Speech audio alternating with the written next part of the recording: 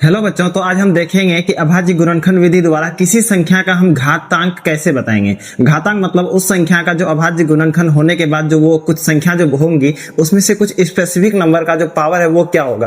तो ऐसा जो प्रश्न है ना बहुत बार आया हुआ है। तो एक बार 2022 में भी इस टाइप का प्रश्न आया हुआ था और लगभग हर साल आ ही जाता है ऐसा प्रश्न में। तो ये प्रश्न काफी बढ़िया है आप लोगों को समझाने के लिए कि 64 के अभाज्य गुणनखंड में बच्चों किसके 64 के अभाज्य गुणनखंड मतलब प्राइम फैक्टराइजेशन में 2 का घातांक क्या होगा। ये 2 का तो अभाज्य गुणनखंड हम किसे कहते हैं। सबसे पहले 64 है ना बच्चों, 64 लिखेंगे। जैसे हम लोग बचपन में जो एलसीएम निकालते थे ना बच्चों, वही जो तरीका होगा वो अभाज्य गुणनखंड का विधि होगा। अब ध्यान से देखते हैं बच्चों कि 64 में सबसे पहले 2 से कटाएंगे तो 2 तिया 6, 2 दूना 4। उसके बाद हम किससे कटाएंगे बच्चों, 2 एकाई 2, फिर इसमें 2 छक्के 12, फिर उसके बाद बच्चों 2 अट्ठे 16, फिर देखते हैं 2 चौके 8, मतलब फिर 2 से कटेगा, फिर 2 दूना 4, फिर 2 एकाई 2। तो ये जो चीज है ना जो हम लोग पहले बचपन में जो हम लोग निकालते थे ना एलसीएम, एग्जैक्टली वही है बच्चों।